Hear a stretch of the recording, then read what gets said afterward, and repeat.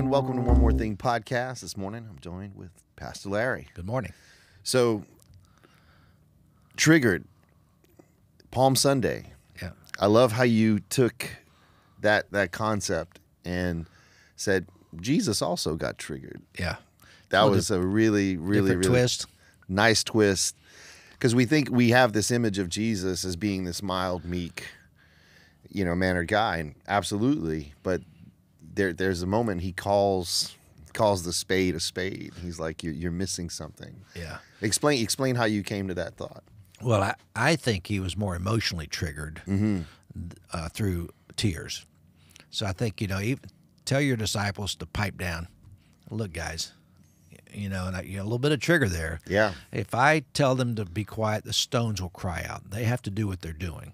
And secondly, I can't control all these people. That's right. Second thing is, he looks over the city, and he is so heartbroken because he sees, I think, not through divine wisdom, but just through normal human anticipation. Yeah. This is not going well. Yeah. I'm going into the Jerusalem.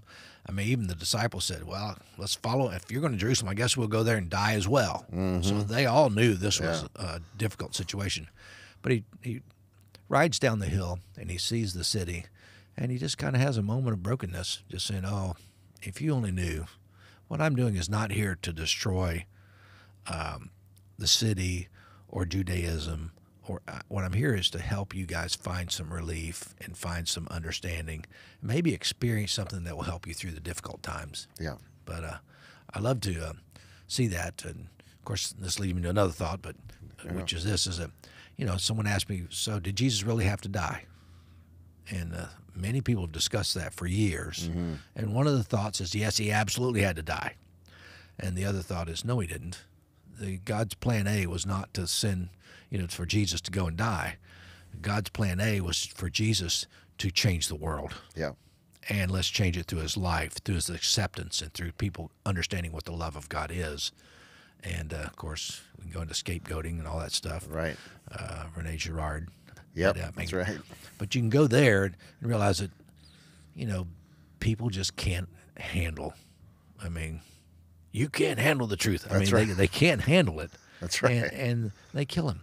Yeah. So I think the plan was change the world. Yeah.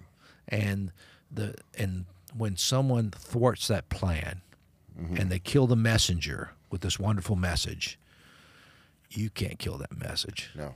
It's a life-changing message that Jesus embraced it, and for them killing them, they really just plant this one seed, and 100 will come up, and I think that's what's happened. Yeah. So you've been there. You've seen the actual scenery that Jesus. Yep. Like, describe that for us. Like, what would Jesus have seen coming in, and those palm branches being laid down? Yeah. Well, first of all, Jerusalem is you go north and it's warm. You go south and it's warm. Jerusalem is chilly because it's high elevation. But still, the palm trees are there. And when you come down, if you can imagine, it's a big hill, not really a mountain, but it's tall, but it's a big hill with a road going down it, or a path. And as you come up on the mountain, you can look over the Mount of Olives. You look over the valley, and you see the ancient city, and you see the walls. I mean, these very, very old walls are still there. Not the original walls, but even the ones you see today are 1,000 years old. Right. So you see something that looks like it's out of a time warp. But and you see the Eastern Gate, which you hear all the stuff about the Eastern Gate. It's actually filled in, but it said, when the Messiah will come, he'll come through the Eastern Gate. It's not accidental that Jesus is on a donkey, taking the same path as Solomon down to the gate to be promoted as the Messiah. But when that happened, the Jewish collective took over and said, he's gonna. Yeah. And honestly, they were afraid too. Oh yeah. They were afraid that if we get too out of line, this is a delicate thing we have here with the Roman sovereignty, and we've got a place at the table. Yep. We could lose our place at the table if we're not careful. That's right. So we want to, it's better for one man to die. It's better for him to be cut out. It's better for that message to not come up. Let's keep it regimented, authoritative, controlled, and which is what they'd always done for the last century or what have you. Yeah, and it's sad today And then, but you translate that to today, do we still have those mechanisms in Yeah. place? And the answer is, yeah. I think the world tries to control us. I think evangelical community, as which you and I are both a product of that community. That's right. Has done a lot of good stuff, but not everything in it's good. Mm-hmm. Sometimes it gets too rigid. Sometimes it marginalizes those people. If you're a part of the health wealth group that, hey, God believes everybody should be healthy and wealthy, and you're sick, well, you can't be in our group. Yeah. And it's often interesting that the people who have the most wealth are esteemed as being the most blessed, therefore That's the right. most loved, and that nothing's farther from the truth. That's right. That's just not right. So, but I've been in churches where people with money are on the board. Yeah. Yeah. Well, yeah.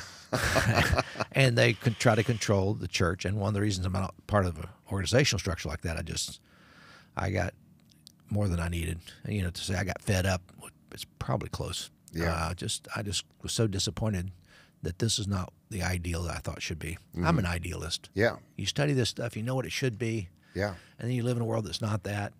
There's always a tension That's right. between where you are and what you want to see. That's right.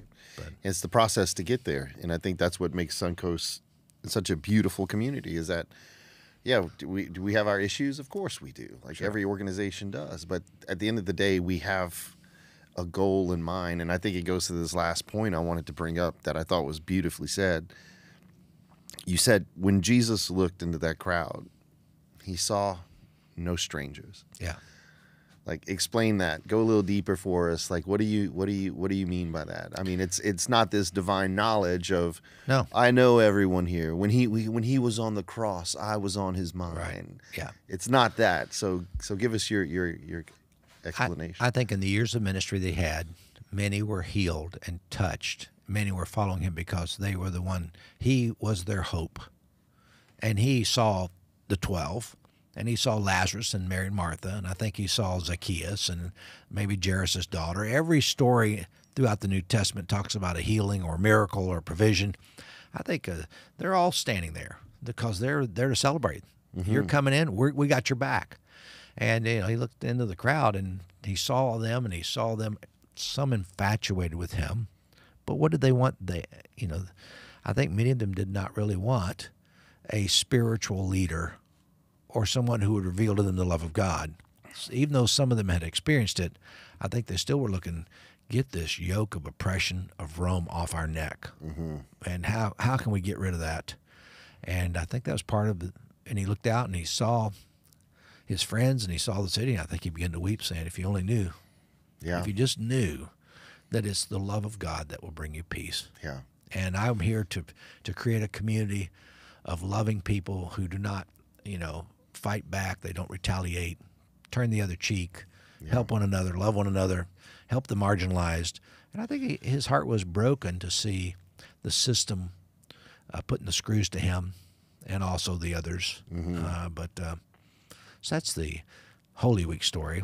I love I've never been to a service like this. I remember one Maundy Thursday, and Maundy Thursday is a Mandate Thursday, is where the word comes from, where they wash feet and they do all this stuff. But they had a service, and on that service, it may have been a Good Friday service. Anyway, but they come up to the service and they preach everything gloom and doom. I mean, it's just like, and we're here, and he is on the cross and he's dead. Lights are out. Yeah, that's right. Leave in silence. Yeah, you leave in darkness and silence. And you come back on Sunday morning, and Sunday morning the whole world changes from Friday to Sunday. Yeah. And that's kind of a fun thing to do and experience, but I don't know if I want to live in depression for 2 or 3 days to get to the Sunday morning. That's right. It has an effect, but I think there are maybe better ways to do that. Yeah. So, but I think that when Jesus looks into the heart of his friends and his followers, he saw what they needed.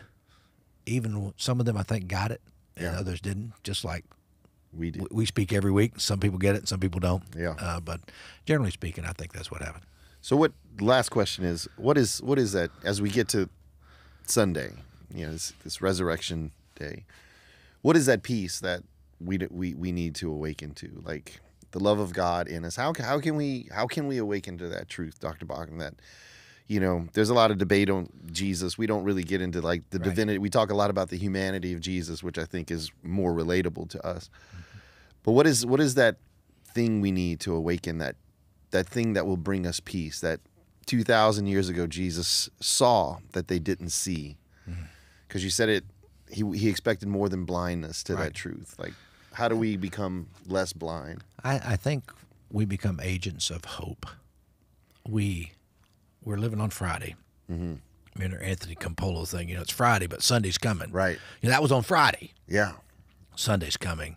I think when we begin to hope for a future, we begin to see that God lives in us and that he loves us, that we always have been, always will be a child of God. There's nothing we can do to make him love us any more or any less. And it's that hope that, hey, tomorrow can be bright, and I don't have to live in this toxicity. So I'm depressed, or I have difficulty, I have cancer, I have issues. That's right, and we do. But God is with us despite all those things. He walks with us through every one of those problems and those issues. I talked to my cousin today. He's on his way to MD Anderson hospital there, where his wife is going to have some assessments and probably have 6 weeks of radiation treatment. But God is with her. Yeah.